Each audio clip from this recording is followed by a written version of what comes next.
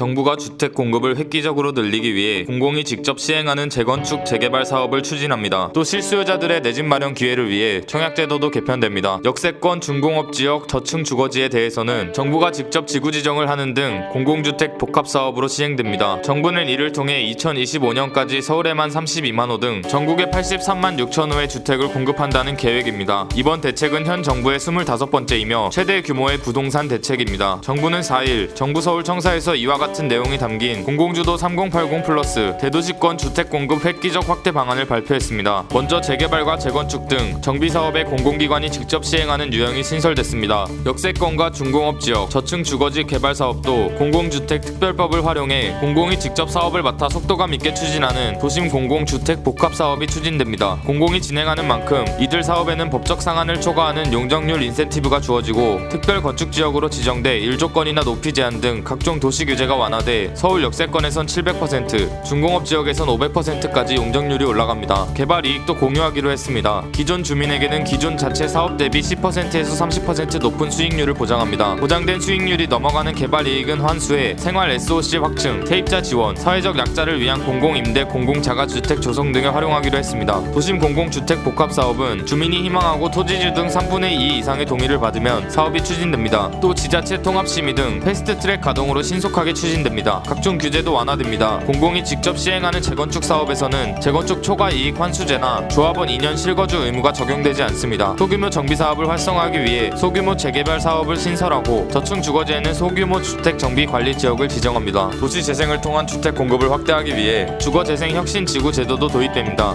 이는 LH 등 공기업이 세태한 주거 취약지에서 주거 복지 생활 편의 거점을 조성하는 사업으로 제한적으로 토지 수용도 가능합니다. 주거재생 특화형 뉴딜 사업도 도입돼 도시 재생 지역 내외에서 재개발 재건축, 소규모 정비, 도심 공공주택 복합 사업과 연계한 사업도 펼쳐질 예정입니다. 대량의 주택 공급과 더불어 강력한 투기 방지 대책도 마련됐습니다. 이날 이후 사업구역의 토지 등 부동산을 취득하는 경우 우선 공급권이 부여되지 않으며 주택은 현금 청산됩니다. 우선 공급권은 1세대 1주택 공급 원칙으로 운영되고 우선 공급권에 대해서는 소유권 이전 등기 때까지 전매가 금지됩니다. 또 우선 공급 대상자는 우선 공급 계약일로부터 5년 내 투기 과열지구 우선 공급 및 정비사업 조합원 분양이 불가능합니다. 사업 추진 예정 구역은 토지 거래 허가 구역으로 지정돼 실거주나 실경영 목적이 아니면 부동산 매입을 제한합니다. 이번 사업을 통해 확보되는 주택 공급 물량의 70%에서 80%는 공공 분양으로 나머지 20%에서 30%는 환매 조건부, 토지 임대부, 지분 적립형 등 공공 자가주택과 공공 임대로 공급할 예정입니다. 정부는 이번 대책을 통해 2025년까지 서울 32만 호 등 수도권에 61만 6천 호의 주택을 공급하고 지방 대도시에 22만 호의 주택을 확보합니다. 83만 6천 호 중 약 57만 3천 호는 도심 내 신규 사업을 통해 26만 3천 호는 신규 공공택지 지정 등을 통해 확보됩니다. 수도권 등 신규 택지의 구체적인 입지는 추후 발표될 예정입니다. 그리고 중산층의 내 집 마련 기회를 보장하기 위해 청약제도도 소폭 개편됩니다. 공공 분양의 일반 공급은 현재 전체 분량의 15%에 불과한데 이를 50%로 상향하는 한편 일반 공급분에도 추첨제를 도입해 청약 기회를 확대할 계획입니다. 이번 정부 들어 가장 큰 규모의 물량으로 무장한 부동산 대책, 이 대책으로 집값에 고통받는 국민들이 좀 더 편안해지길 바라봅니다.